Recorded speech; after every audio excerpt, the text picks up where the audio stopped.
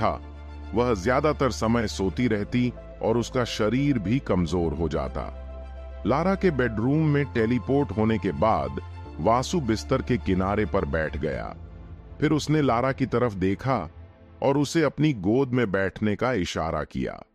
सोई हुई राजकुमारी शर्मा गई, लेकिन मना नहीं किया। लारा हमेशा अपने पति के साथ अंतरंगता का स्वागत करती थी। वास्तव में वह इसे किसी भी चीज से ज्यादा पसंद करती थी। हालांकि वह कभी यह स्वीकार नहीं करेगी, लेकिन वह हमेशा इस पल का इंतजार करती है। यह पल उसके पूरे दिन को और भी ज्यादा खुशनुमा बना देता है। उसके लिए यह पल उसके पूरे दिन से ज्यादा मजेदार है। यद्यपि वह शर्मीली दिखती थी, लेकिन जब उसका पति उसे चिढ़ाता और उसके साथ खेलता तो उसे बहुत अच्छा लगता था। लारा ने अपने हाथ उसके कंधों पर रखे और उसके सामने उसकी गोद में बैठ गई। वासु ने स्वाभाविक रूप से अपनी बाहें उसकी कोमल कमर के चारों ओर लपेट लीं। तुम्हें कैसा लग रहा है? वासु लारा को अपना खून पिलाकर इस मामले को खत्म कर सकता था, लेकिन वह इस निजी पल का इस्तेमाल अपने रिश्ते को आगे बढ़ाने और लारा के बारे में और जानने के लिए करना चाहता था। जब से लारा ने अपने पति का खून पिया है, लारा को अच्छा महसूस हो रहा है। अब लारा लगभग 10 से 12 घंटे तक जाग सकती है। लारा पहले की तरह कमजोर महसूस नहीं करती, इसलिए लारा मेरे समय का उपयोग दूसरे कामों में कर सकती है। वासु ने संतुष्ट भाव से सिर हिलाया। दूसरे लोग तुम्हारे साथ कैसा व्यवहार कर रहे हैं? हालांकि वह जानता था कि ऐसा नहीं होगा, फिर भी वह चिंतित था कि अन्य लोग उसकी पीठ पीछे लारा के साथ बुरा व्यवहार कर सकते हैं। हर कोई लारा के साथ दयालुता से पेश आता है। लारा यहां खुश रहती है। अवनी, रिया और एलिसिया के अलावा, जो पहले से ही लारा को अपनी छोटी बहन के रूप में देखती थीं और उसके साथ वैसा ही व्यवहार करती थीं, अन्य लोग भी उसके प्रति वास्तव में दयालु थे। नवनीत की छोटी बहन क्लारा ने लारा को अपने साथ खेलने के लिए खींच लिया, क्योंकि दोनों लगभग एक ही उम्र की थीं। ये जानकर खुशी हुई। भविष्य में अगर तुम्हें कभी कुछ चाहिए या कहीं जाना हो तो शर्माना मत। तुम हमेशा मुझसे पूछ सकती हो। अगर मैं व्यस्त हूं तो तुम अपनी बहनों से पूछ सकती हो। ठीक है। लारा अपना दिन किताबें पढ़ने में बिता रही है, जबकि सिस्टर अवनी लारा की बीमारी पर शोध कर रही है। लारा इस दुनिया के बारे में और अधिक सीख रही है। वासु ने सहमति में सिर हिलाया। इस तरह लारा को इस वर्तमान दुनिया में खोया हुआ महसूस नहीं होगा। आपकी नौकरानी के बारे में क्या? रोज अपना पूरा दिन साधना में बिताती है। चूंकि ड्रैगन पैलेस में मैना घनत्व बहुत अधिक है, रोज को लगता है कि वह बहुत जल्दी अपनी साधना के दायरे को बढ़ाने में सक्षम होगी। रोज एक सतर्क व्यक्ति है। वह अप्रत्याशित भविष्य की परिधि के लिए तैयार रहना चाहती है। चूंकि लारा के माता पिता ने उसे लारा की रक्षा करने के लिए कहा था, इसलिए वह अपनी साधना को बढ़ाना चाहती है ताकि आपातकालीन स्थितियों में वह अपनी महिला की रक्षा कर सके। वासु ने सहमति में सिर हिलाया। वासु ने बुजुर्ग धामा से कहा था कि वह रोज के साथ ड्रैगन पैलेस की किसी भी अन्य नौकरानी की तरह व्यवहार न करे। ड्रैगन पैलेस में काम करने वाली अन्य नौकरानियों की तुलना में रोज के पास ज्यादा आजादी और ज्यादा अधिकार थे। लारा बोलती रही। उसे एहसास ही नहीं हुआ कि वासु का चेहरा उसके करीब आ गया है। जब तक उसे पता चला, वह उसे चूम चुका था। उसके होंठ उसके होंठों पर थे। उसने उसके निचले होंठों को हल्के से काटा, जिससे उसके बंद मुंह से कराह निकल गई। मम! लारा ने अपना मुंह खोला और उसे अंदर आने दिया। उसकी जीभ उसके मुंह में घुस गई और उसकी जीभ से कुश्ती करने लगी। लारा केवल उसकी गर्दन पकड़ सकती थी और वासु के भयंकर हमलों से खुद को बचाने के लिए संघर्ष कर सकती थी। बेचारी लारा वासु के सामने कुछ नहीं कर सकती थी, जिसे किस करने का बहुत अनुभव था। अंत में लारा पूरी तरह से हावी हो गई। सोती हुई राजकुमारी का चेहरा खुशी और प्रसन्नता से भरा हुआ था। वह अपने पति की बाहों में थी। उसकी मजबूत बाहें उसे सुरक्षा का एहसास दिला रही थीं। उसकी छाती उसके नाजुक शरीर को ढक रही थी और उसे बाहरी दुनिया से बचा रही थी। और उसका गहरा चुंबन उसके लिए उसके प्यार और गर्मजोशी को दर्शाता था। अभी उसका हृदय संतुष्ट था, लेकिन उसी समय उसके पति का गहरा चुंबन उसके अंदर कुछ जगाने लगा था। लारा को समझ नहीं आ रहा था कि इन अजीब भावनाओं का वर्णन कैसे करे। अतीत में लारा को उसकी शाही मां ने सेक्स और विवाह के बारे में सिखाया था। उस समय उसे केवल मूल बातें सिखाई गई थीं। उसे बताया गया था कि एक आदमी अपनी छड़ी अंदर डालता है और बच्चे पैदा होते हैं। उसकी शाही मां ने कभी भी उन भावनाओं और आनंद का वर्णन नहीं किया जो एक लड़की इस प्रक्रिया में महसूस करती है। अब लारा अपने पति की बदौलत अपने भीतर इन नई भावनाओं की खोज कर रही थी। यह चुंबन लगभग 1 मिनट तक चलता रहा। वासु को रुकना पड़ा क्योंकि वह अपनी सांस को लंबे समय तक रोक सकता है, लेकिन लारा ऐसा नहीं कर सकती।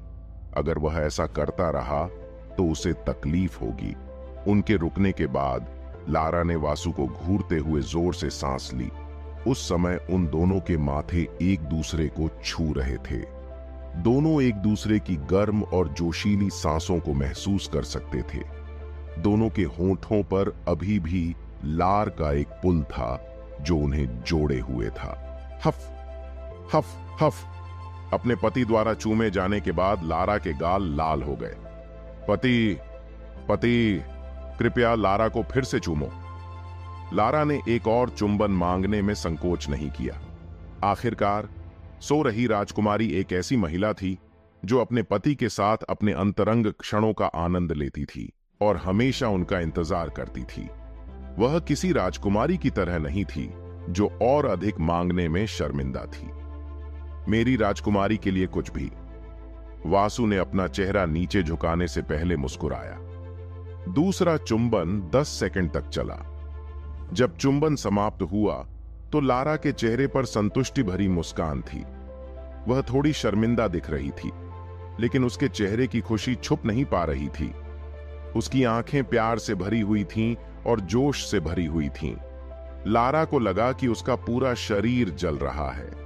उसके स्पर्श और उसके चुंबनों में कुछ जादुई था, जिससे वह और अधिक मांगना चाहती थी। हफ हफ। अपना माथा उसके माथे से सटाकर उसने उसकी आंखों में देखा। वहां एक कोमल और सौम्य मुस्कान थी।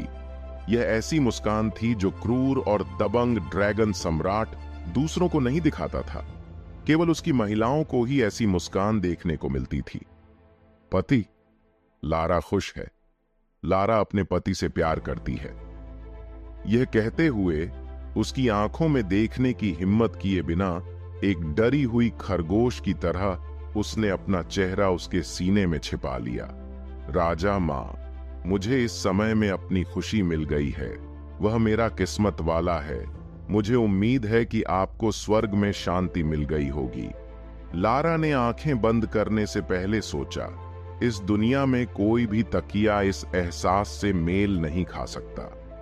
उसके दिल की गर्मी एक जादुई ड्रम की तरह थी जिसने उसके दिल को शांत कर दिया और उसके पूरे शरीर को आराम दिया। लारा अपनी चिंताओं को दूर करने में सक्षम थी। उसे लगा कि अगर वह कुछ सेकंड के लिए उसकी बाहों में ऐसे ही रही तो वह सो सकती है। वासु ने मुस्कुराते हुए उसकी पीठ थपथपाई। समय के साथ साथ मुझे भी तुमसे लगाव होने लगा है। अगर एक दिन तुम गायब हो गईं, तो मुझे नहीं पता कि मैं क्या करूंगा। बीमारी के कारण लारा की मौत के बारे में सोचते ही वासु को लगा कि मानो उसकी पूरी दुनिया ही बिखर गई है। मुझे वाकई उम्मीद है कि अवनी को अपनी बीमारी का इलाज मिल जाएगा। वासु ने अपनी आंखें बंद कर लीं और लारा के साथ पल का आनंद लिया। कभी कभी वासु वास्तव में सभी बाहरी दुनिया के मामलों को छोड़कर अपनी पूरी जिंदगी अपनी पत्नियों के साथ बिताना चाहता था, लेकिन दुर्भाग्य से यह संभव नहीं था। ड्रैगन सम्राट की स्थिति और शक्ति एक भारी जिम्मेदारी के साथ आई थी। पति जी, क्या मैं आपसे कुछ पूछ सकती हूं? अम्मा, पहले तो तुमने युद्ध की बात की थी। उनके आसपास का खुशनुमा माहौल अचानक गायब हो गया। वासु ने नीचे देखा तो लारा का चिंतित चेहरा दिखाई दिया। क्या युद्ध शुरू करने के अलावा कोई और विकल्प नहीं है? दुर्भाग्य से नहीं। वासु को भी युद्ध पसंद नहीं था। फिर भी 9.5 महीनों की अवधि में उग्रसेन साम्राज्य को इतने सारे राज्यों और साम्राज्यों से लड़ना पड़ा। उग्रसेन साम्राज्य पहले से ही इतना बड़ा था। वासु एक और युद्ध शुरू नहीं करना चाहेगा, लेकिन अगर दूसरा पक्ष शत्रुतापूर्ण है और युद्ध चाहता है तो वासु पीछे हटने वाला आदमी नहीं है। क्या यह खतरनाक है? लारा ने अपना निचला होंठ काटते हुए पूछा। मेरे लिए नहीं। अगर पूरा महाद्वीप भी आ जाए तो भी मैं यह युद्ध जीतूंगा। वासु जानता था कि अगर वह जीत भी गया तो भी अगर ऐसा हुआ तो बहुत बड़ी संख्या में लोग मारे जाएंगे। कुछ क्षण की चुप्पी के बाद लारा ने दूसरा प्रश्न पूछा। क्या पति यह युद्ध जीत पाएंगे? लारा ने चिंतित होकर पूछा। मैंने अपने जीवन में हर युद्ध जीता है, चिंता मत करो। मैं यह भी नहीं हारूंगा। मैं इसे जल्द से जल्द खत्म करने की कोशिश करूंगा। हालांकि वासु जानता था कि यह युद्ध उसके द्वारा लड़े गए अन्य युद्धों से बिल्कुल अलग स्तर का होने वाला था। इकोनेक्सस साम्राज्य की शक्ति को कम करके नहीं आंका जा सकता। वासु ये शब्द लारा से नहीं कहना चाहता था, क्योंकि इससे उसे बिना वजह चिंता हो जाती। ठीक है, बहुत हो गई बातें, अब समय आ गया है। यह कहते हुए वासु ने अपनी गर्दन का दाहिना हिस्सा दिखाया। आगे बढ़ो। लारा की आंखें उत्साह से चमक उठीं। अगले ही पल उसके वे रत्न लाल चमक में चमक उठे। अगले ही पल लारा के नुकीले दांत और भी बढ़ गए। एक भी सेकंड बर्बाद किए बिना उसके नुकीले दांत उसकी त्वचा में घुस गए। मम्मा! वासु ने उसकी कमर पर अपनी पकड़ मजबूत कर ली। जब भी वह उसका खून पीती थी, उसे इस तीव्र आनंद का अनुभव होता था। उसकी सांसें तेज हो जाती थीं। लारा, जो वासु की जांघों पर बैठी थी, उसे लगा कि कोई उसे छू रहा है। वह तुरंत समझ गई कि क्या हो रहा है। वह शर्मिंदा भी थी और खुश भी। थोड़ी देर बाद लारा रुक गई। हफ हफ। दोनों ने एक दूसरे को देखा, मानो सहज ही उनके चेहरे एक दूसरे की ओर मुड़ गए हों। दोनों के होंठ आपस में जुड़ गए। दोनों ने अपने दिलों में उमड़ते जोश को व्यक्त करना शुरू कर दिया। लगभग 1 घंटे बाद वासु रुक गया। हालांकि वह आगे बढ़ना चाहता था, लेकिन उसे पता था कि दूसरे लोग उसका इंतजार कर रहे हैं। इसके अलावा वासु को युद्ध की तैयारी भी शुरू करनी थी। हफ हफ। 1 घंटे के चुंबन के बाद लारा का पूरा चेहरा लाल हो गया था। उसका पूरा शरीर जल रहा था। क्या तुम चल सकती हो? लारा ने शर्माते हुए अपना सिर हिलाया। पति, लारा के होंठ सूज गए हैं, क्योंकि आपने लारा को बहुत जोर से चूमा था। सच में? मुझे लगता है कुछ और चुंबन तुम्हें मदद करेंगे। वासु उसे चूमने के लिए अपना शरीर आगे बढ़ाने ही वाला था कि लारा ने उसे रोक दिया। बुरे पति, बड़ी बहनें तुम्हारा इंतजार कर रही हैं। यह सुनकर वासु हंस पड़ा। अगले ही पल उसने उसे उठाया और अवनी की प्रयोगशाला में टेलीपोर्ट हो गया। तुम्हें बहुत समय लग गया। मैंने सोचा था कि तुम नहीं आओगे। हम्फ। वासु ने लारा को नीचे उतारा और असहाय मुस्कान के साथ रिया, अवनी और एलिसिया को घूरने लगा। ऐसा लगता है कि उसकी तीनों पत्नियां ईर्ष्यालु हैं। अगले ही पल वासु अवनी के सामने टेलीपोर्ट हो गया। इससे पहले कि वह कुछ प्रतिक्रिया दे पाती, उसने पाया कि वासु उसे चूम रहा है। अवनी को दूसरों के सामने चूमने में शर्म आ रही थी। हालांकि उसने वासु को दूर धकेलने की कमजोरी से कोशिश की, लेकिन वह 1 इंच भी नहीं हिला। यह चुंबन 10 मिनट तक चलता रहा। यह उचित नहीं है। रिया वासु के पास गई। यह देखकर एलिसिया भी पीछे नहीं रहना चाहती थी। अगले 2 घंटे चुंबन में ही बीत गए। चुंबन की आवाजों ने सभी को उत्तेजित कर दिया।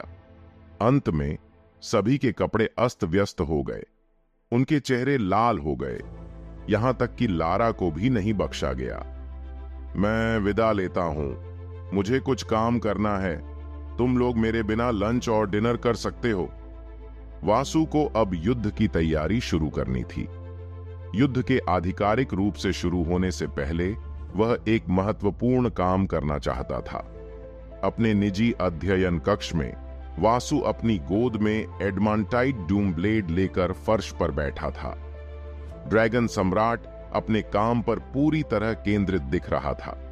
वह अपनी 5 स्टार एडमांटाइट डूमब्लेड तलवार पर रूंड बना रहा था। चूंकि उसके सामने युद्ध का द्वार खुला था, इसीलिए वासु जितना हो सके उतनी तैयारी करना चाहता था। एडमांटाइट डूमब्लेड का इस्तेमाल किए बिना भी उसे भरोसा था कि वह अपने दुश्मनों को हरा सकता है, लेकिन एडमांटाइट डूमब्लेड होने से वह और भी ज्यादा मजबूत हो जाएगा। वासु के अलावा 5 स्टार फुल बॉडी क्रिम्सन कवच भी था। इस बार वह पूरी तरह से तैयार होकर युद्ध के मैदान में जा रहा था। दूसरी बार वासु ने कभी भी फुल बॉडी कवच पहनने की जहमत नहीं उठाई, लेकिन इस बार इस युद्ध में उसकी भूमिका ही परिणाम तय करेगी। ड्रैगन ट्रांसफर का उपयोग करके वासु कई युद्ध क्षेत्रों पर लड़ने में सक्षम होगा। 4 स्टार रन मास्टर बनने के बाद उसकी उत्कीर्णन गति 2 गुनी हो गई है, यदि 3 गुनी नहीं। पहले इसे पूरा करने में उसे आधे दिन से ज्यादा समय लगता था, लेकिन अब वह कुछ ही घंटों में एडमांटाइट डूमब्लेड को मंत्रमुग्ध करने में सक्षम था। यह हो गया। वासु ने गर्व भरी मुस्कान के साथ एडमांटाइट डूमब्लेड को थाम लिया। सिस्टम ने उसे उसके काम का विवरण दिखाया। एडामंटाइट डूमब्लेड, पीक 5 स्टार। विवरण: एक विशेष तलवार जो केवल ज्वालामुखी के नीचे पाए जाने वाले एक विशेष अयस्क से बनाई गई है। इस तलवार को एक प्रतिभाशाली लोहार ने गढ़ा था। यह तलवार बेहद तेज है और इसका वजन 3 टन है। एडमांटाइट डूमब्लेड भारी दबाव और तापमान का सामना कर सकता है। एक प्रतिभाशाली 4 सितारा रनमास्टर द्वारा मंत्रमुग्ध किए जाने के बाद उसकी तलवार की रैंक मध्य 5 सितारा से बढ़ाकर शीर्ष 5 सितारा कर दी गई है। एडमांटाइट डूमब्लेड का केवल एक ही सच्चा स्वामी है। सच्चे स्वामी के अलावा इस दुनिया में कोई भी अन्य प्राणी इस तलवार की पूरी शक्ति का उपयोग करने में सक्षम नहीं होगा।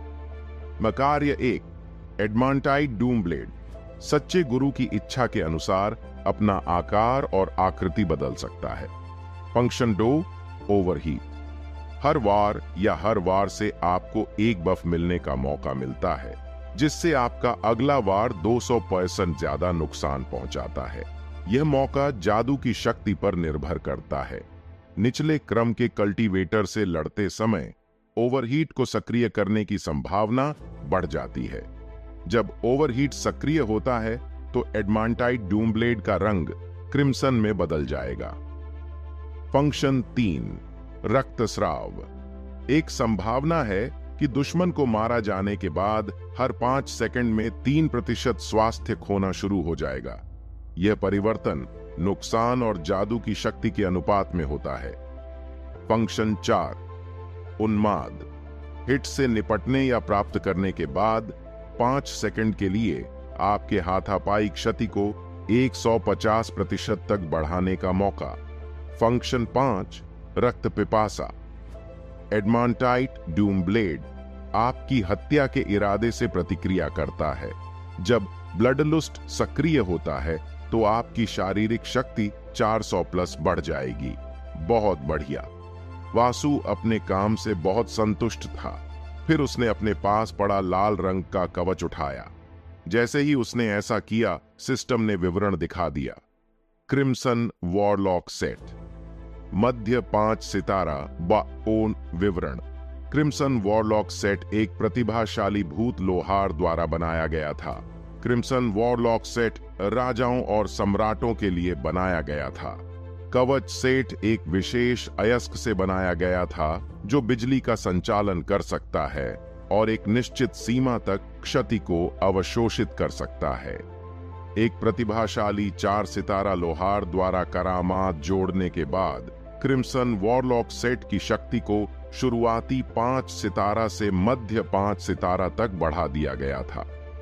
फंक्शन 1, क्रिम्सन भ्रष्टाचार। अपने दुश्मन पर हथियार से सफलतापूर्वक हमला करने से वह शापित हो जाएगा। उसे समय समय पर क्षति होगी। वॉरलॉक के सेट का पौराणिक आकर्षण। प्रतिद्वंद्वी द्वारा हथियार या निहत्थे हमले से प्राप्त प्रत्येक 10% क्षति के लिए प्रतिद्वंद्वी को एक श्राप दिया जाता है, जो प्रतिद्वंद्वी के चारों ओर लाल चमकदार आभा के साथ चिह्नित होता है। प्रत्येक श्राप प्रतिद्वंद्वी पर रक्तस्रावी प्रभाव डालता है और बढ़ता जाता है प्रत्येक स्टैक। यह अभिशाप 5 सेकंड तक रहता है। हालांकि हर सफल हिट के साथ अभिशाप की समाप्ति ताजा हो जाती है। यह अभिशाप प्रभाव 3 तक हो सकता है। यह क्षमता उन साधकों के विरुद्ध काम नहीं करेगी जिनकी साधना शिखर 5वें क्रम से ऊपर है। फंक्शन 2, जीवन नाली। जब आपका स्वास्थ्य 75% तक गिर जाता है तो crimson warlock set life drain को सक्रिय कर देगा। जब लाइफ ड्रेन सक्रिय होता है तो हर बार जब प्रतिद्वंद्वी को हथियार या निहत्थे हमलों से नुकसान होता है तो आप अपने स्वास्थ्य का एक छोटा सा हिस्सा वापस पा लेंगे। आपके द्वारा पुनर्प्राप्त किए जाने वाले स्वास्थ्य की मात्रा सीधे आपके हमलों से आपके प्रतिद्वंद्वी को होने वाले नुकसान की मात्रा के समानुपाती होती है। फंक्शन 3, सुरक्षा। जिन साधकों की साधना 5वें क्रम से कम है, उनके आक्रमण से होने वाली क्षति में 75% की कमी आएगी। सेफगार्ड 5वें क्रम या उससे उच्च क्रम के साधकों के विरुद्ध काम नहीं करेगा। संतुष्ट मुस्कान के साथ वासु ने क्रिम्सन वॉरलॉक आर्मर सेट को अपनी स्टोरेज रिंग में रख लिया। वह इस आर्मर सेट को इस युद्ध के दौरान पहनने वाला था। और अंत में हमारे पास यह है। वासु अपने हाथ में हल्के नीले रंग के घनाकार पेंडेंट को देखकर मुस्कुराया। उसके पेंडेंट पर रून लगभग न के बराबर थे। अगर कोई रून देखना चाहता है तो उसे बहुत करीब से देखना होगा। वासु ने अपने खाली समय में अपने पेंडेंट पर काम किया। पहले यह पेंडेंट एक प्रयोगात्मक उत्पाद के अलावा कुछ नहीं था। उसने इस कलाकृति को बनाने में अपने 4 स्टार रनमास्टर कौशल का इस्तेमाल किया। चूंकि वह युद्ध में जा रहा था, इसलिए वासु ने इस कलाकृति का उपयोग करने का फैसला किया। इसलिए उसने इस पेंडेंट को थोड़ा संशोधित करने में 15 मिनट का समय लिया। पेंडेंट को हाथ में पकड़े वासु ने उसके विवरण को ध्यान से देखा। जीवन का टुकड़ा, शुरुआती 4 स्टार। विवरण: एक सामान्य हल्के नीले रंग का क्यूबिक आकार का पेंडेंट जिसे रून सम्राट के कौशल का उपयोग करके एक आर्टिफैक्ट में बदल दिया गया है। अन्य 4 स्टार आर्टिफैक्ट के विपरीत इस आर्टिफैक्ट का केवल एक ही कार्य है। फंक्शन 1, मन रिकवरी सरणी। उसके क्यूबिक आकार के पेंडेंट पर एक छोटा सा मैना इकट्ठा करने वाला सरणी है। पेंडेंट का मुख्य कार्य आपकी मैना रिकवरी गति को बढ़ाना है। पेंडेंट आपकी मैना रिकवरी गति को 30% तक बढ़ा देता है। शार्ड ऑफ लाइफ मुझे जल्द से जल्द अपना मन वापस पाने में मदद करेगा। यह पेंडेंट युद्ध के मैदान में बहुत मददगार साबित होगा। वासु 7 समुद्रों के मुकुट का उपयोग करने की योजना नहीं बना रहा था, जब तक कि वह दुश्मनों द्वारा घेर न लिया गया हो और उसके पास कोई और विकल्प न हो। लेकिन वासु ने नहीं सोचा था कि वह किसी इतने मजबूत व्यक्ति का सामना करेगा। वर्तमान वासु किसी भी शीर्ष 5वें क्रम के साधक को नष्ट कर सकता है। वह बिना किसी समस्या के किसी भी शुरुआती 6ठे क्रम के साधक से भी मुकाबला कर सकता है। भले ही उच्च क्रम के साधक वासु से लड़ने की कोशिश करें, उनकी साधना को शीर्ष 5वें क्रम तक कम कर दिया जाएगा। इस दुनिया का कानून किसी भी उच्च क्रम के साधक को किसी भी निम्न क्रम के साधक पर हमला करने से रोकता है। वासु ने वह पेंडेंट गले में पहना हुआ था। जैसे ही वह खड़ा हुआ और अपना शरीर तानने लगा, किसी ने दरवाजा खटखटाया। दस्तक दस्तक। कौन है यह? वासु ने पूछा, हालांकि वह जानता था कि यह कौन है। महाराज, मैं विकास हूं। मैं रिपोर्ट करने आया हूं। अंदर आओ। विकास के पीछे बुजुर्ग धामा भी अंदर चला गया। वासु ने बुजुर्ग धामा को नहीं रोका क्योंकि बूढ़े आदमी की उपस्थिति की आवश्यकता थी। भले ही वह एक बटलर था, लेकिन उसका समृद्ध अनुभव उनकी मदद कर सकता है। इसके अलावा बुजुर्ग धामा वासु का पहला ड्रैगनियन भी था। इसने उसे उग्रसेन मिलिट्री के भीतर जनरलों के समान ही स्थान दिया। वासु एक कुर्सी पर बैठ गया। फिर उसने विकास और बुजुर्ग धामा को टेबल के सामने रखे सोफे पर बैठने का इशारा किया। यह वासु का निजी अध्ययन कक्ष था। सोफों के पीछे लकड़ी की अलमारियां थीं, जिन पर कई पुरानी किताबें रखी थीं। इनमें से ज्यादातर किताबें इतिहास, भूगोल और युद्ध की रणनीति के बारे में थीं। बुजुर्ग धामा और विकास के चेहरे पर दिख रहे भावों से वासु को पहले से ही पता था कि विकास का पहला वाक्य क्या होने वाला है। महाराज, इकोनेक्सस साम्राज्य ने आधिकारिक तौर पर हमारे खिलाफ युद्ध की घोषणा कर दी है। वासु ने विकास और बुजुर्ग धामा से इस वाक्य की अपेक्षा करते हुए मुस्कुराया। कमरे का माहौल बदल गया क्योंकि वासु की मुस्कान फीकी पड़ गई और उसकी जगह एक ठंडी निगाह ने ले ली। तो यह यहां है। क्या कहा आपने? इकोनेक्सस सम्राट आपसे क्राउन प्रिंस को रिहा करने की मांग कर रहा है। उस समय क्राउन प्रिंस को मारने के बजाय वासु ने उसे जीवित रखा, लेकिन उसने क्राउन प्रिंस की साधना को नष्ट कर दिया था। किस बदले में? वासु ने पूछा। महाराज, सम्राट ने आपसे क्राउन प्रिंस को रिहा करने की मांग की है। उन्होंने निम्नलिखित शब्द कहे, इस्तारिन साम्राज्य ने ड्रैगन स्लेयर गिल्ड को नष्ट करने का साहस किया है। भले ही दुनिया जानती है कि ड्रैगन स्लेयर गिल्ड इकोनेक्सस साम्राज्य का एक महत्वपूर्ण मित्र है। इस्तारिन साम्राज्य इकोनेक्सस साम्राज्य के क्रोध का सामना करने के लिए तैयार हो जाओ। ये कुछ बोल्ड और अहंकारी शब्द हैं। बुजुर्ग धामा सभी से खुश नहीं दिखे। अभी उन्हें गुस्सा आ रहा था, लेकिन कमरे में मौजूद हर कोई जानता था कि इकोनेक्सस सम्राट के पास अपने अहंकार का समर्थन करने की शक्ति थी। ऐसा कहा जा रहा है, इकोनेक्सस सम्राट ने अपने सभी सहयोगियों के साथ बैठक के लिए बुलाया है। महामहिम, आपको पता होना चाहिए कि इसका क्या मतलब है। वासु ने गंभीर नजर से अपना सिर हिलाया। उसे पहले से ही यह आभास था। इकोनेक्सस साम्राज्य का उद्देश्य उग्रसेन साम्राज्य को कुचलना था। वासु द्वारा ड्रैगन स्लेयर गिल्ड पर हमला करने से पहले भी उग्रसेन साम्राज्य और इकोनेक्सस साम्राज्य के बीच संबंध इतने अच्छे नहीं थे।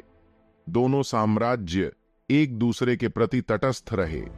इस्तारिन साम्राज्य और इकोनेक्सस साम्राज्य के इतने अच्छे न होने का एक कारण इको डोमिनियन साम्राज्य है। इकोनेक्सस साम्राज्य और इको डोमिनियन साम्राज्य दोनों ही सदियों से एक दूसरे के प्रतिद्वंद्वी रहे हैं। उनकी प्रतिद्वंद्विता व्हाइट ड्रैगन किंग और ब्लैक ड्रैगन किंग के बीच की प्रतिद्वंद्विता से भी बड़ी थी। चूंकि इको डोमिनियन साम्राज्य इस्तारिन साम्राज्य का आधिकारिक सहयोगी था, इसलिए इकोनेक्सस साम्राज्य अपने दुश्मनों के दोस्तों के साथ सहयोगी नहीं बनने वाला था। उग्रसेन साम्राज्य और इकोनेक्सस साम्राज्य के बीच संबंध इतने अच्छे न होने का एक और मुख्य कारण यह है कि ध्रुव आइल महाद्वीप में उग्रसेन साम्राज्य की शक्ति और प्रभाव तेजी से बढ़ रहा था। यह कहना गलत नहीं होगा कि इकोनेक्सस साम्राज्य ध्रुव आइल महाद्वीप का ताज है। यह साम्राज्य इतना शक्तिशाली और प्रभावशाली था कि यह पूरे महाद्वीप को नियंत्रित कर सकता था। उग्रसेन साम्राज्य के तेजी से बढ़ते कद ने इकोनेक्सस साम्राज्य के लंबे समय से चले आ रहे प्रभुत्व को खतरे में डाल दिया है। इकोनेक्सस साम्राज्य को डर था कि उग्रसेन साम्राज्य उनकी जगह ले लेगा और जल्द ही ध्रुव आइल महाद्वीप का अगला बड़ा पावर हाउस बन जाएगा। उन्हें इस बात का भी डर था कि उनके सबसे बड़े प्रतिद्वंद्वी का दोस्त उनके प्रभुत्व को खत्म करने वाला है। अब ड्रैगन स्लेयर गिल्ड और उनके युवराज के विरुद्ध उग्रसेन साम्राज्य की कार्रवाइयों ने इकोनेक्सस साम्राज्य और उसके सहयोगियों को उग्रसेन साम्राज्य को नष्ट करने का एक उचित बहाना दे दिया, इससे पहले कि वह एक ऐसा खतरा बन जाए जिसे वे संभाल नहीं सकते। यह तथ्य कि इकोनेक्सस साम्राज्य एक बैठक के लिए बुला रहा था, यह दर्शाता है कि वह उग्रसेन साम्राज्य की सेना को हल्के में नहीं ले रहा था। वह कोई भी जोखिम लेने को तैयार नहीं था। इस बैठक का नतीजा उग्रसेन साम्राज्य के भविष्य को प्रभावित करेगा। इकोनेक्सस साम्राज्य के पास अन्य महाद्वीपों से भी शक्तिशाली सहयोगी थे। यदि सभी सहयोगी उग्रसेन साम्राज्य पर हमला करते हैं तो पूरा युद्ध एक तरफा लड़ाई बन जाएगा। इस विशाल महल के क्षितिज पर 15 पतली गोल मीनारें स्थित हैं तथा वे बलुआ पत्थर से बनी बड़ी मजबूत दीवारों से जुड़ी हुई हैं। दीवारों पर असममित पैटर्न में कच्ची खिड़कियां बिखरी हुई हैं, साथ ही तीरंदाजों और तोपखानों के लिए विभिन्न आकार के छेद भी हैं। बड़े लकड़ी के दरवाजों वाला एक मध्यम दर्जे का द्वार, एक नियमित पुल तथा बड़ी बड़ी खड्डें इस ऊबड़ खाबड़ तटरेखा के साथ अंतिम गढ़ की रक्षा करती हैं तथा यह अंदर जाने का एकमात्र रास्ता है, कम से कम महल की दीवारों को गिराए बिना। महल के द्वारों के बाहर कई बड़े घर बिखरे हुए हैं। आश्चर्य की बात यह है कि अमीर लोग द्वारों के बाहर भी रहने में सहज हैं। यह महल अपेक्षाकृत नया है, लेकिन यह आसानी से अपनी जगह पर खड़ा है और संभवतः आने वाले युगों तक ऐसा ही रहेगा। यह इकोनेक्सस सम्राट का महल था। यह नवनिर्मित महल क्राउन प्रिंस के लिए बनाया गया था। यह महल सम्राट द्वारा लुई को उस दिन उपहार के रूप में दिया जाने वाला था जिस दिन लुई सम्राट बनेगा, और वह दिन बहुत जल्द आने वाला था। मूल रूप से सम्राट ने लुई को 6 महीने के भीतर अगला सम्राट बनाने की योजना बनाई थी, लेकिन अब उनकी सारी योजनाएं विफल हो गई थीं। लुई को पकड़ लिया गया और उनके सहयोगी पर हमला किया गया। ऑस्ट्रेंस शहर का माहौल बहुत तनावपूर्ण था। मूल रूप से सम्राट लुक्का मैकनील के आदेश के तहत पूरा ऑस्ट्रेंस शहर उन दिनों की तैयारी कर रहा था जब क्राउन प्रिंस आधिकारिक रूप से सम्राट बन जाएगा। पूरा शहर सजाया गया था। इस खुशी के अवसर पर सम्राट ने खाद्य उत्पादों पर कर भी कम कर दिया, लेकिन जब क्राउन प्रिंस के स्टारिन सम्राट द्वारा पकड़े जाने की खबर ऑस्ट्रेंस के कानों तक पहुंची तो यह सब खत्म हो गया। शहर और साम्राज्य का जश्न का माहौल गायब हो गया। पूरे शहर का माहौल ठंडा और उदास हो गया। ऑस्ट्रेंस का मतलब है देवताओं से ऊपर का शहर। ऑस्ट्रेंस शहर इकोनेक्सस सिटी की राजधानी है। ऑस्ट्रेंस शहर एक बीहड़ ज्वालामुखी की छाया में बनाया गया था और यह वास्तव में आश्चर्य का एक असाधारण प्रदर्शन है। इसकी अद्भुतता मामूली पहाड़ियों की पृष्ठभूमि से मेल खाती है, जिसने शहर को आज जैसा आकार देने में मदद की है। इन पहाड़ियों से प्राप्त संपदा का बहुत महत्व था, लेकिन जब बात वास्तुशिल्पीय डिजाइन की आती थी तो वे प्रभावशाली भी थीं, क्योंकि अधिकांश इमारतें उन्हीं पहाड़ियों की बहती हुई गोलाकार आकृतियों का अनुसरण करती हैं और समग्र सौंदर्य को जारी रखती हैं।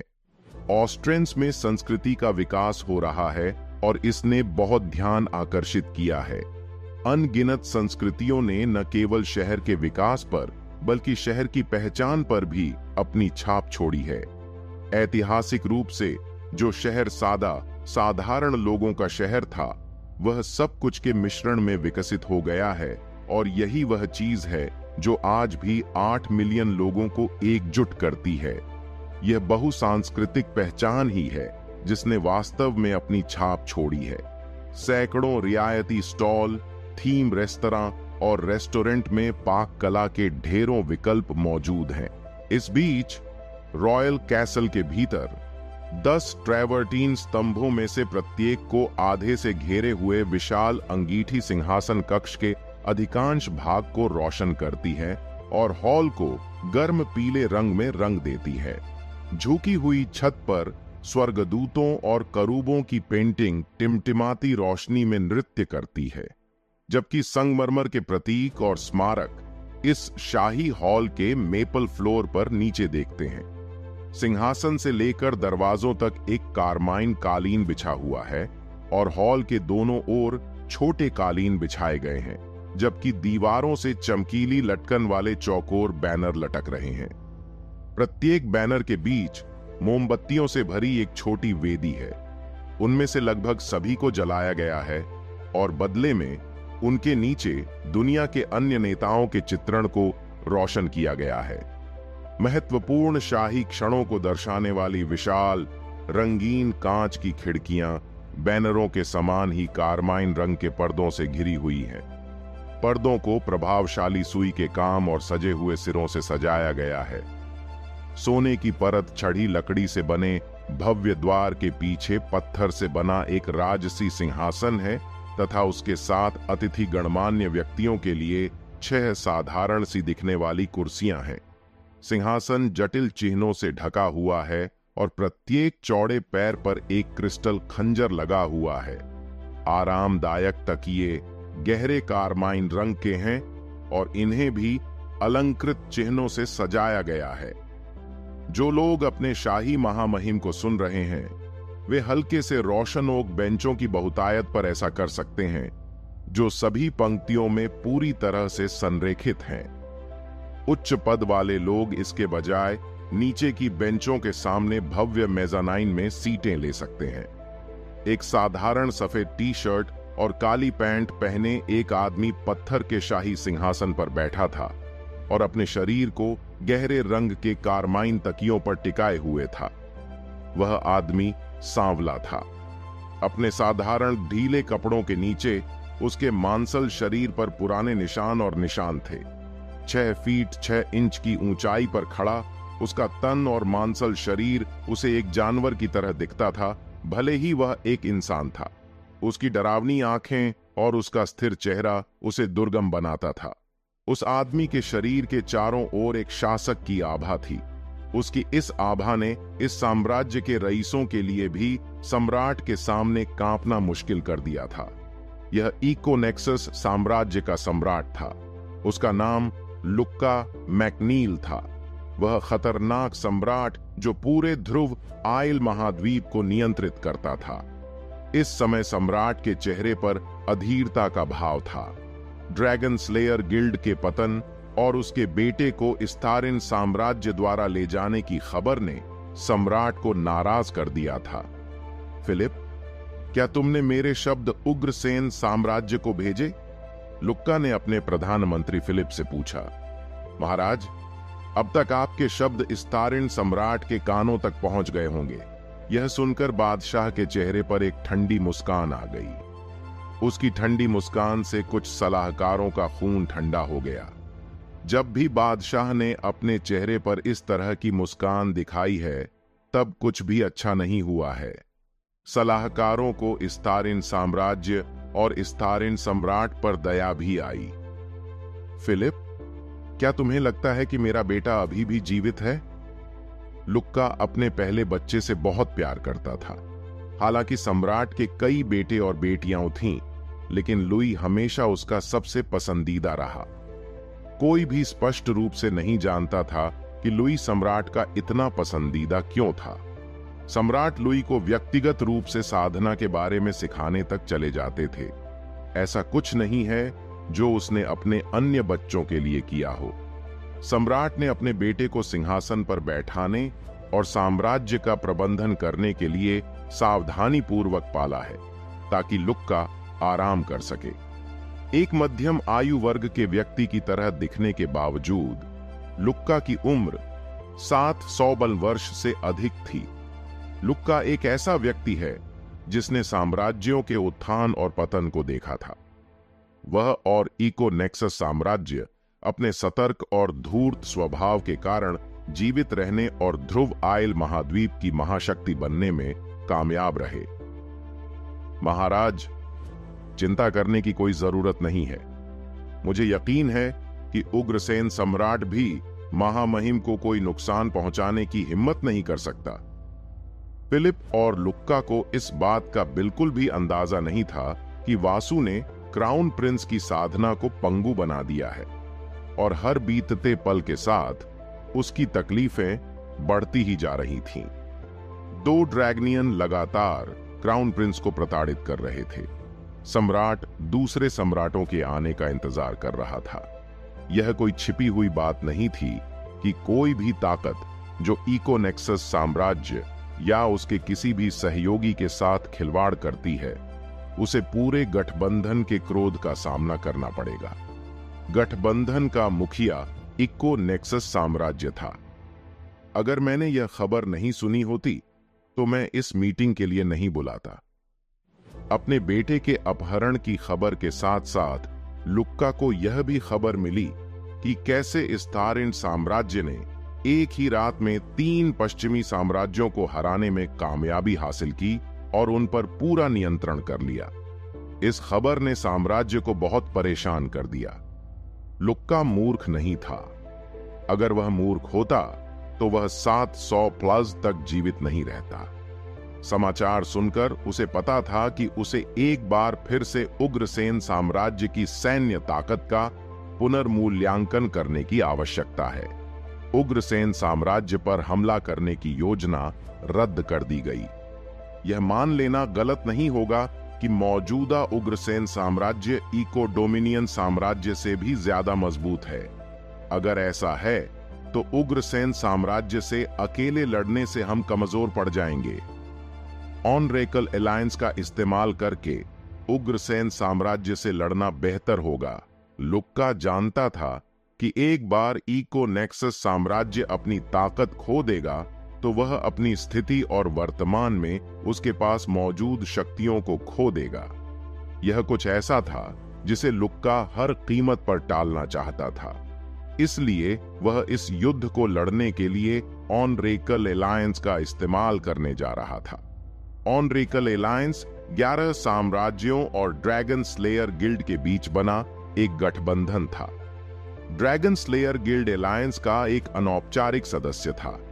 इको नेक्सस एम्पायर ने अपनी सुरक्षा के लिए ड्रैगन स्लेयर गिल्ड को गठबंधन में शामिल किया। अलायंस के सदस्यों को ड्रैगन स्लेयर गिल्ड से लाभ हुआ, इसलिए किसी ने कोई आपत्ति नहीं जताई। ऑनरेकल अलायंस का मुखिया इको नेक्सस एम्पायर था। यह एक ऐसा गठबंधन है जो इको नेक्सस एम्पायर के दोस्तों के बीच बना था। Oracle Alliance Eco Nexus Empire की सबसे बड़ी ताकत थी और Eco Nexus Empire Oracle Alliance के सदस्यों की सबसे बड़ी ताकत थी। पूरा गठबंधन एक तरफा प्रभुत्व की तरह था। बाकी 10 साम्राज्यों को इको नेक्सस एम्पायर की बात माननी ही थी, चाहे कुछ भी हो। यदि कोई भी पार्टी, गुट, साम्राज्य, राज्य, राजवंश या विदेशी शक्ति गठबंधन के किसी भी सदस्य पर हमला करती है तो ऑरेकल अलायंस का हर दूसरा सदस्य लड़ने के लिए अपनी सेना तैनात करेगा।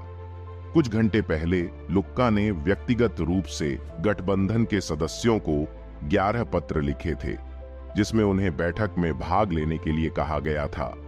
बेशक लुक्का जानता था कि वह गठबंधन के सदस्यों को आपातकालीन बैठक के लिए इकट्ठा होने के लिए मजबूर करके एक अनुचित अनुरोध कर रहा था। सम्राट अपने काम में व्यस्त होंगे, लेकिन उसे इसकी परवाह नहीं थी। यह उसके बेटे के बारे में था। लुक्का समय बर्बाद नहीं करना चाहता था। महाराज, सभी लोग आ गए हैं। वे आपकी उपस्थिति का इंतजार कर रहे हैं। यह सुनकर लुक्का ने अपनी आंखें खोलीं।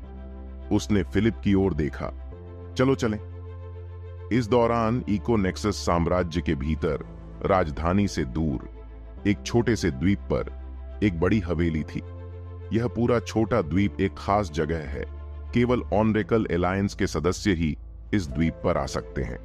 यह हवेली वह जगह है जहां ऑनरेकल गठबंधन की सभी बैठकें और बातचीत हुई। इस द्वीप पर स्थित हवेली इतनी बड़ी थी कि इसमें लगभग 500 लोग रह सकते थे। लिविंग रूम में एक बड़ी गोल मेज थी। गोल मेज के चारों ओर 11 कुर्सियों में से 10 कुर्सियां भरी हुई थीं। सभी लोग आ चुके हैं। केवल इकोनेक्सस एम्पायर नहीं आया है।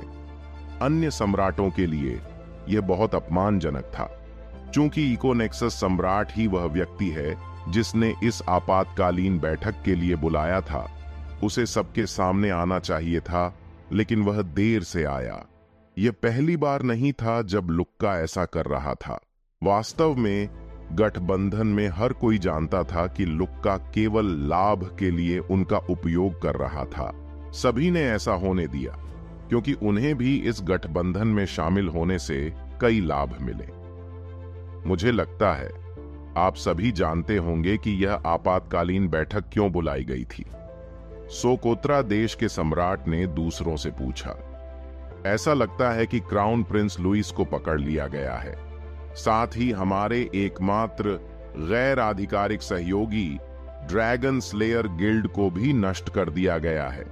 इतना ही नहीं, मैंने यह भी सुना है कि हमारे दुश्मन ने एक ही रात में 3 पश्चिमी साम्राज्यों पर कब्जा कर लिया है।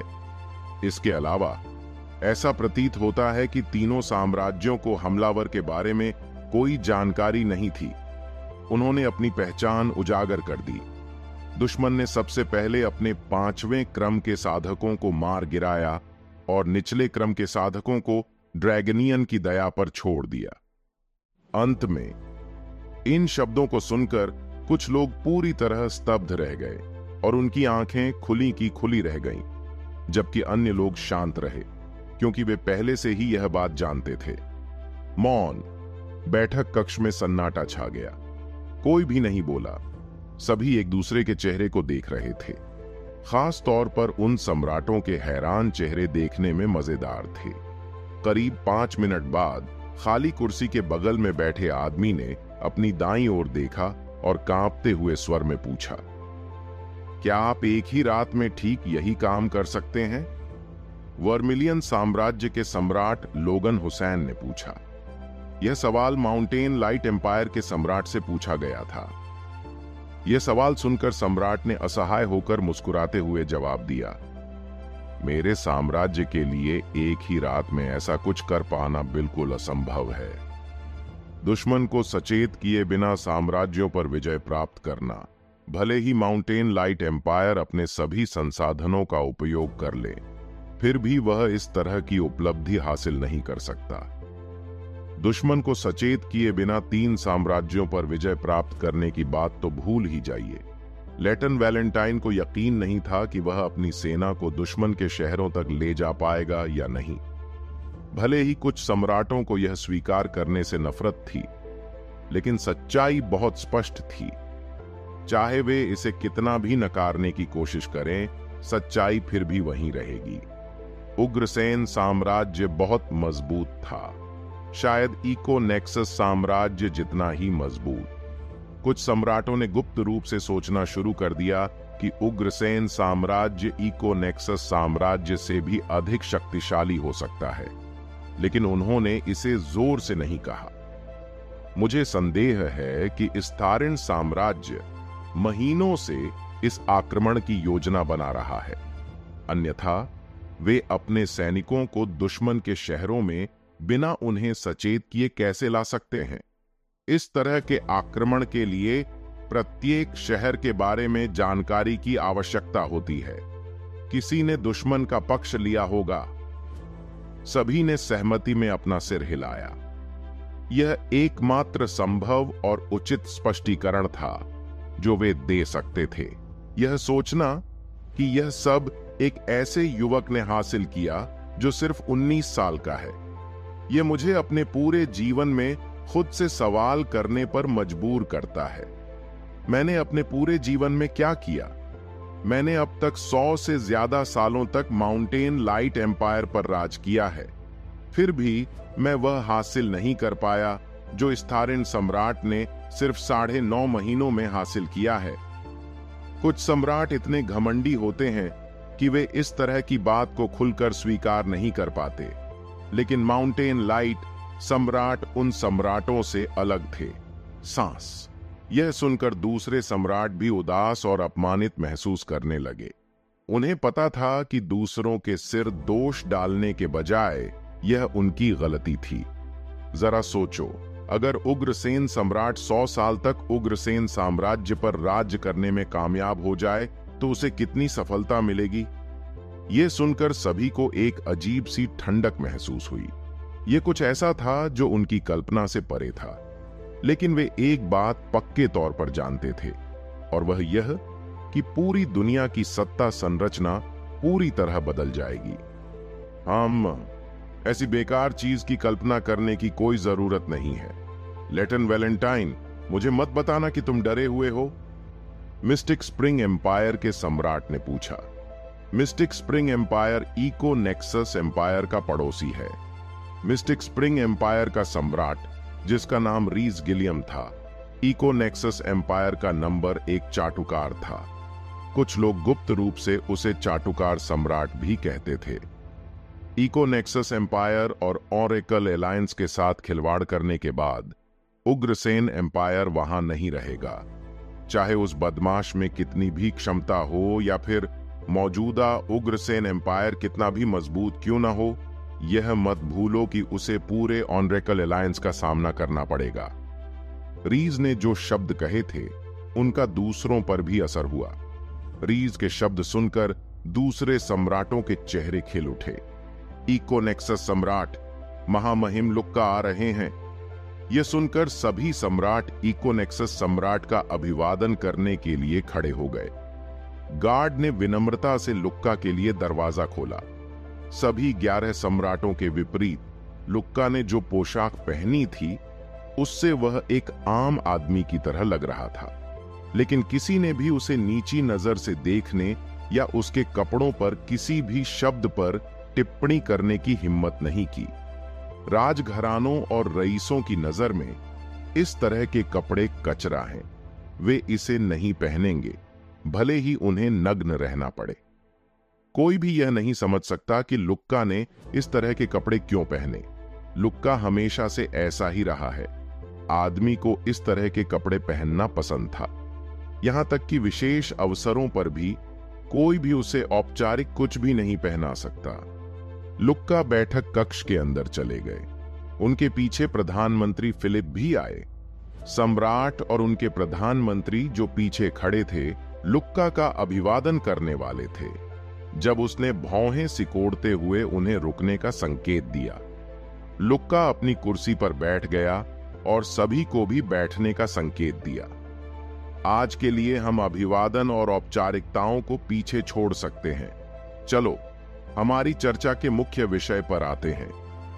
लुक्का ने सभी की प्रतिक्रियाओं को देखा।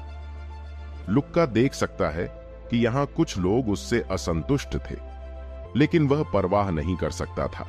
सालों से इन मूर्खों ने लुक्का और उसके इको नेक्सस साम्राज्य से लाभ उठाया है।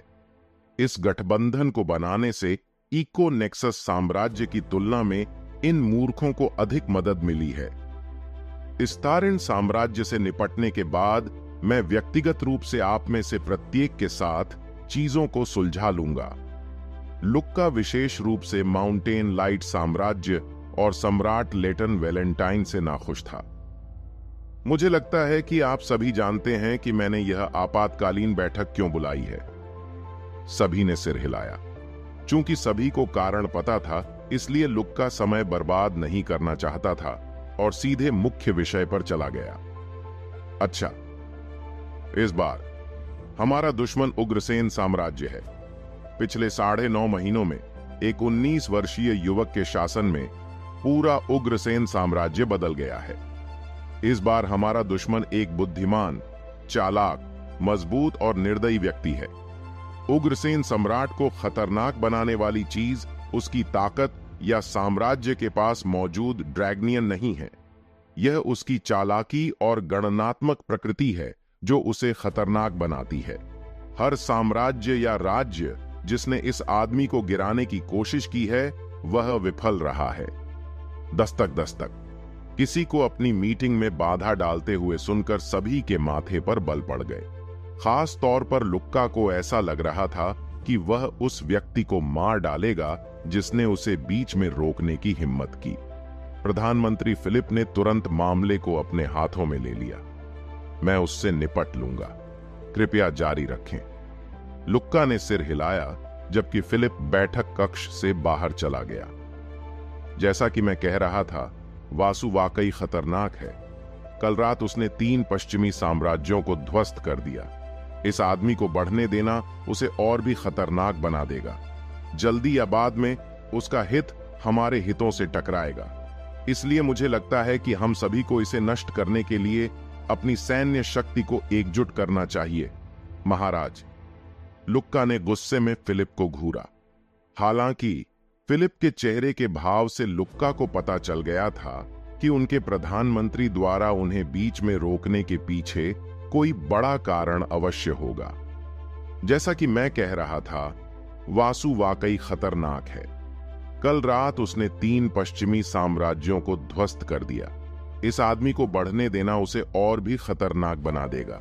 जल्दी या बाद में उसका हित हमारे हितों से टकराएगा। इसलिए मुझे लगता है कि हम सभी को इसे नष्ट करने के लिए अपनी सैन्य शक्ति को एकजुट करना चाहिए, महाराज। फिलिप के चेहरे के भाव से लुक्का को पता चल गया कि उनके प्रधानमंत्री द्वारा उन्हें बीच में रोकने के पीछे जरूर कोई बड़ा कारण होगा। सांस।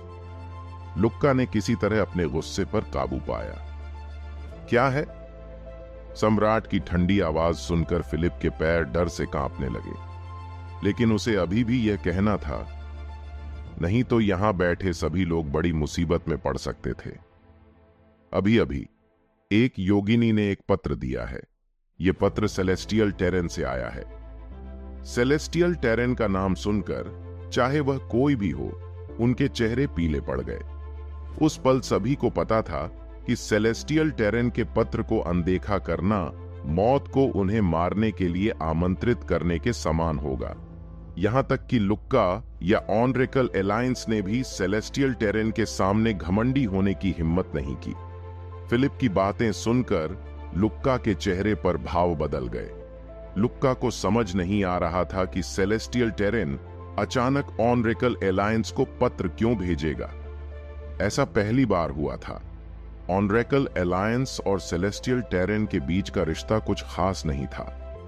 कोई भी सदस्य सेलेस्टियल टेरेन के इतने करीब नहीं है। ज्यादा से ज्यादा ऑनरेकल अलायंस के सदस्यों और सेलेस्टियल टेरेन के बीच का रिश्ता निर्यात और आयात तक ही सीमित था। लुक्का ने चिंतित होकर अपने मन में सोचा। अतीत में लुक्का ने कई बार एल्वेन महारानी से दोस्ती करने की कोशिश की है, जो प्रकृति की देवी की मां भी हैं, लेकिन उन सभी बार लुक्का के प्रयास विफल हो गए। एक समय ऐसा भी आया जब लुक्का प्रकृति की देवी और अपने बेटे लुइस के बीच सगाई का प्रस्ताव रखना चाहता था। लुक्का ने सगाई के बारे में चर्चा करने के लिए व्यक्तिगत रूप से सेलेस्टियल टेरेन का दौरा किया और एल्वेन महारानी से मुलाकात की। उसने महारानी को उन अनगिनत लाभों के बारे में बताने की कोशिश की जो दोनों पक्षों को उनकी सगाई से मिलेंगे, लेकिन 5 मिनट के भीतर लुक्का को जाने के लिए मजबूर होना पड़ा। आज भी लुक्का को एल्वेन महारानी के चेहरे पर वह भयानक भाव याद है जब उसने सगाई के बारे में बात की थी। भले ही उस दिन लुक्का का अपमान किया गया हो, लेकिन वह कुछ नहीं कर सकता। भले ही वह पूरे ऑरेकल अलायंस का उपयोग करके सेलेस्टियल टेरेन पर हमला करे, फिर भी वह एल्वेन महारानी के खिलाफ हार जाएगा। इस तथ्य का उल्लेख नहीं करना चाहिए कि एल्वेन महारानी के पास मुख्य महाद्वीप में शक्तिशाली समर्थन था।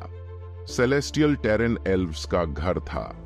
पूरा महाद्वीप एक ऐसी जगह है जहां एल्व्स रहते थे। अन्य जातियां वहां नहीं रहती। शुरू से ही सेलेस्टियल टेरेन ने बाहरी ताकतों के साथ न्यूनतम संबंध बनाए रखे हैं। एल्वेन महारानी और सेलेस्टियल टेरेन ने कभी इस बात की परवाह नहीं की कि उनके महाद्वीप के बाहर क्या हो रहा है। लुक्का पहला व्यक्ति नहीं था जिसने सेलेस्टियल टेरेन से दोस्ती करने और उनका सहयोगी बनने की कोशिश की। उनमें से हर कोई असफल रहा। यह एक सौभाग्य की बात थी कि सेलेस्टियल टेरेन बाहरी दुनिया के लिए बंद नहीं था। बाजार में मौजूद लगभग 99% जादुई फल सेलेस्टियल टेरेन से आते थे। सेलेस्टियल टेरेन में वह सब कुछ था जो एक साम्राज्य को सुपर साम्राज्य बनने के लिए चाहिए था। चूंकि सेलेस्टियल टेरेन ने ऑरेकल अलायंस को एक पत्र भेजा है, इसका मतलब है कि मामला कोई साधारण बात नहीं थी। किसी बड़ी बात ने उन्हें यह पत्र यहां भेजने के लिए मजबूर किया होगा। लुक्का ने पत्र खोला और पढ़ना शुरू किया। पत्र में ज्यादा कुछ नहीं लिखा था, सिर्फ एक वाक्य था, लेकिन उसी वाक्य को पढ़ते पढ़ते लुक्का का मुंह सूख गया। यदि कोई पेरेग्रीन इंपीरियम सीधे तौर पर ध्रुव आइल महाद्वीप के मामलों में शामिल हो जाता है, तो सेलेस्टियल टेरेन के पास इस युद्ध में शामिल होने के अलावा कोई विकल्प नहीं होगा। लुक्का को जमता देख दूसरे लोग हैरत में एक दूसरे की तरफ देखने लगे। इस बीच फिलिप ने भी वाक्य पढ़ा। जैसे ही उसने पढ़ना शुरू किया, पसीने की बूंदें उसकी गर्दन से नीचे गिरने लगी। जब उसने पढ़ना खत्म किया तो फिलिप का पूरा शरीर पसीने से लथपथ था। पत्र में क्या लिखा है? वर्मिलियन साम्राज्य के सम्राट लोगन हुसैन ने पूछा। यदि कोई विदेशी साम्राज्य सीधे तौर पर ध्रुव आइल महाद्वीप के मामलों में शामिल हो जाता है, तो सेलेस्टियल टेरेन के पास भी इस युद्ध में शामिल होने के अलावा कोई विकल्प नहीं होगा।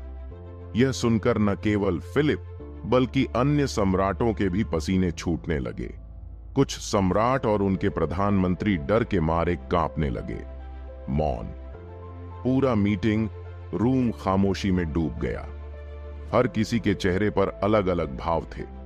यह सुनकर कि सेलेस्टियल टेरेन लुक्का से कह रहा था कि इस मामले में किसी विदेशी साम्राज्य को शामिल न किया जाए, 6 विदेशी साम्राज्य जो ऑनरेकल अलायंस का हिस्सा थे, राहत की सांस ली। ऐसा लगता है कि जब तक वे इस युद्ध में भाग नहीं लेते, तब तक उन्हें कुछ नहीं होगा। एक तरह से यह अच्छी खबर थी। 6 विदेशी साम्राज्य पहले से ही लुक्का की लड़ाई में भाग लेने के लिए तैयार नहीं थे। अब सेलेस्टियल टेरेन के शब्दों ने उन्हें इस युद्ध में शामिल न होने का सही बहाना दे दिया। वे इस्थारिन सम्राट को जानते भी नहीं थे। 6 सम्राटों को इस निरर्थक युद्ध में शामिल होने में कोई लाभ नहीं दिख रहा था। अगर वे जीत भी जाते तो भी इकोनेक्सस साम्राज्य को ही सारा लाभ मिलता। अंत में वे बस अपने संसाधनों और अपने सैनिकों को व्यर्थ में बर्बाद कर रहे होंगे। इस बीच ध्रुव आइल महाद्वीप से संबंधित अन्य 5 साम्राज्य बहुत चिंतित थे। सेलेस्टियल टेरेन के शब्दों ने उन्हें इस्थारिन साम्राज्य और सेलेस्टियल टेरेन के बीच के रिश्ते के बारे में सोचने पर मजबूर कर दिया था। जहां तक मुझे पता है, न तो उग्रसेन सम्राट और न ही सेलेस्टियल टेरेन ने एक दूसरे से कोई संपर्क किया था। अचानक सेलेस्टियल टेरेन उग्रसेन साम्राज्य की खातिर हमें धमकी देने को कैसे तैयार हो गया? रीज गिलियम, जो मिस्टिक स्प्रिंग एम्पायर का सम्राट था, उसने खुद से यह सवाल पूछा। अगर ऑनरेकल अलायंस के आधे से ज्यादा सदस्यों को इस युद्ध में शामिल होने की अनुमति नहीं दी जाती है, तो यह हम पर ज्यादा दबाव डालेगा। यह हमें ज्यादा सैनिकों को तैनात करने और ज्यादा संसाधनों का इस्तेमाल करने के लिए मजबूर करेगा। पहले मैं युद्ध के बारे में चिंतित नहीं था, क्योंकि सभी सदस्य एक साथ लड़ने जा रहे थे। इसका मतलब था कि इस युद्ध में इस्तेमाल किए जाने वाले सभी संसाधन और सैनिक नगण्य होंगे। लेकिन अब लुक्का को उम्मीद होगी कि हम चारों उसे बाकी 6 साम्राज्यों के बदले में हर संभव मदद देंगे। एक और बात जो वह जानता था वह यह थी कि जब युद्ध शुरू होगा तो वह और उसका साम्राज्य इस्तारिन साम्राज्य का दुश्मन बन जाएगा। और वासु के बारे में उसने जो कुछ भी सीखा था, उससे पता चला कि वह आदमी द्वेष रखने वाला था। अचानक वह भी इस युद्ध में शामिल होने के लिए तैयार नहीं था, लेकिन वह लुक्का से यह नहीं कह सकता था। ऑरेकल अलायंस इस आधार पर बनाया गया था कि अगर एक या कई सदस्यों पर दुश्मन द्वारा हमला किया जाता है तो सभी सदस्य अपनी सेना तैनात करेंगे। वर्तमान स्थिति में कई सम्राटों ने देखा कि उनके संसाधन और सेना लुक्का द्वारा इस्तेमाल की जा रही है। कुछ देर की खामोशी के बाद लुक्का ने बातचीत को आगे बढ़ाया। इस पत्र में लिखा है कि विदेशी गठबंधन साम्राज्य सीधे इस युद्ध में शामिल नहीं हो सकते। इसका मतलब है कि आप 6 लोग युद्ध के मैदान में अपनी सेना नहीं भेज पाएंगे। यह सुनकर सभी 6 सम्राट मन ही मन खुशी से मुस्कुरा उठे। अभी 6 सम्राट मन ही मन एल्वेन महारानी का बार बार धन्यवाद कर रहे थे। हालांकि लुक्का के अगले शब्दों ने उनके चेहरे बदल दिए। लेकिन इसका मतलब यह नहीं है कि आप 6 लोग अप्रत्यक्ष रूप से हमारी मदद नहीं कर सकते। चूंकि आप 6 लोग अपनी सेना नहीं भेज सकते, इसलिए आप लोग अप्रत्यक्ष रूप से धन, भोजन, उपकरण, तोप, कवच और हथियारों से हमारी मदद कर सकते हैं। अभी उनके चेहरे बहुत बदसूरत लग रहे थे, मानो वे रोना चाहते थे, लेकिन उनकी आंखों में आंसू नहीं थे। मानो किसी ने उनके चेहरे पर थप्पड़ मारा हो और उनके चेहरे लाल हो गए हों। वे ऐसी स्थिति में हैं जहां वे विरोध करना चाहते थे, लेकिन अगर उन्होंने एक भी शब्द कहा तो उनका साम्राज्य गहरे संकट में पड़ जाएगा। इस बीच लुक्का के शब्दों ने बाकी 4 साम्राज्यों को खुश कर दिया था। चारों सम्राट बाकी 6 के बदसूरत चेहरों को घूरते हुए मुस्कुरा रहे थे। अच्छा, काम किया। वे चारों मन ही मन लुक्का की तारीफ कर रहे थे और तरह तरह की चापलूसी कर रहे थे। तो यह तय हो गया। किसी को भी अपनी बात पर आपत्ति न करते देख लुक्का ने संतुष्ट भाव से अपना सिर हिलाया। ऐसा नहीं है कि कोई भी आपत्ति कर सकता है या कोई विरोध दिखा सकता है। जब लुक्का यहां है तो बिल्कुल नहीं। फिलिप, मुझे आशा है कि आपने बैठक की तैयारी कर ली होगी। फिलिप ने अपना सिर हिलाया। महाराज, दर्पण पहले ही उग्रसेन साम्राज्य को सौंप दिया गया है। अच्छा, सब कुछ ठीक कर लो। मैं उस कमीने का चेहरा देखना चाहता हूं। जहां तक सेलेस्टियल टेरेन से आए पत्र का सवाल है, लुक्का को बाद में इसकी चिंता होने वाली थी। अगर सेलेस्टियल टेरेन वाकई इस्तारिन साम्राज्य की रक्षा करना चाहता था, तो पत्र में एल्वेन महारानी ने उन्हें इस्तारिन साम्राज्य पर हमला न करने की चेतावनी दी होती। लेकिन पत्र में यह स्पष्ट रूप से उल्लेख किया गया था कि किसी भी विदेशी साम्राज्य को इस युद्ध में सीधे शामिल होने की अनुमति नहीं थी। इसका मतलब यह था कि सेलेस्टियल टेरेन इस्तारिन साम्राज्य या किसी भी चीज की रक्षा करने की कोशिश नहीं कर रहा था। आज के लिए बस इतना ही दोस्तों। हमें उम्मीद है कि आपको यह एपिसोड पसंद आया होगा। अपने विचारों को कमेंट करके जरूर बताएं। अगर आपको एपिसोड अच्छा लगा हो तो इसे लाइक करें और अपने दोस्तों के साथ शेयर करना ना भूलें। धन्यवाद।